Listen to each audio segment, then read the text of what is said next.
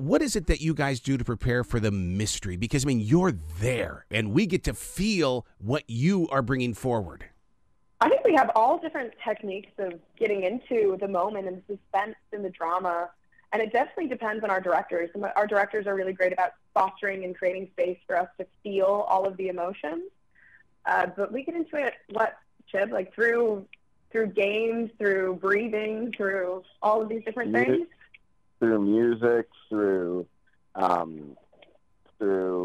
know season one of the things I would do was I was reading a lot just to hear other people's stories and experiences that related to my characters, to see if I could pull from that. So any number of things. I was going to ask you about that, Chib, because, I mean, mystery is one of those things where a lot of the mystery writers are readers as well, and they got to put themselves in that situation so they can bring it out. Yeah. I mean, I also think, like, our show is so high stakes and it's so intense that it's almost hard to prepare for that. But I just try to find the truth in some of these situations. And, you know, not only is our show like a high stakes mystery, but it's also a very grounded, character-driven story. And so there's a lot of opportunity to connect with, you know, your character and your character's journey through reading and connecting. So that especially was one of the ways that I would connect with my character. Speaking of connecting, one of the things that connects you to viewers is the fact that everybody's got a secret in their life that demands protection. And so it's very fun, and vicariously we live through you guys to see how you guys do that. Yeah, definitely. I think you know, each character, that's the beauty when it's specific, when the writing is specific, when the portrayal is specific.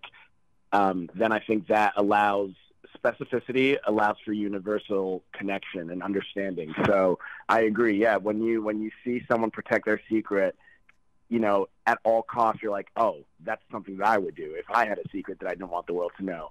So yeah, I definitely think that's one of the ways that audience members connect with us as the actors. Do you think, Annalisa, that you guys are iconic in the way that, you know, 15... Yeah, I have no idea. I would joke that in 10 years we'll be doing kind of those like reunion tours and, you know, just all the photo shoots and everything. And it really is such a great group of people that we get to work with. So I don't think any of us would mind in 10 years getting back together again, an excuse to hang out. We would love it. So what have you learned from this, Chib, this experience? Because, I mean, shows like this usually create, you know, directors and writers and producers, and you go on to make big movies and things like this. Yeah, honestly, I love the community that our show has from the very beginning. I think because for so many of us, it was like our first major like leading role. Nobody came in with like an ego.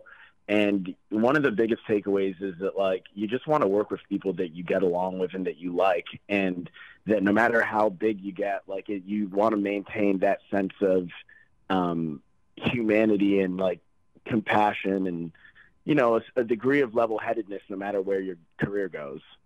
Annalisa, with this being a book first, are fans reaching out to you? Because, I mean, it's got to be tough because, you know, book reader and stuff like that, I go, whoa, this better be exactly like the book. Or are fans more open to accept changes? I think it's 50-50. I think now that the first season is out, people are they've fallen in love with our versions of the characters, the book characters. Yeah. But there was we had some fan accounts start right in the beginning when we were shooting the pilot, which was so exciting. And then we also would kind of see that a lot of people weren't happy, you know, with certain design elements, styling, casting, whatever. But I think generally, since it's come out now, has been so much more positivity. Positivity is speaking louder, and we love it. Yeah, because people that didn't know that it was a book, Chib, I mean, and now that they've seen your faces and your images, I'll bet you they go back into those books, and they're taking you right along with them. Yeah, I've actually heard that from a lot of my friends, Really? where a lot of my friends are like, yeah, they're like, well, the first time some of my friends heard about it was when the casting notice went out with, you know, me and the other Baby 4 and our TV cast. And so then they read the book and they're like, oh, well, you guys are who I envision as Addie and Cooper and Bronwyn and Nate and so forth.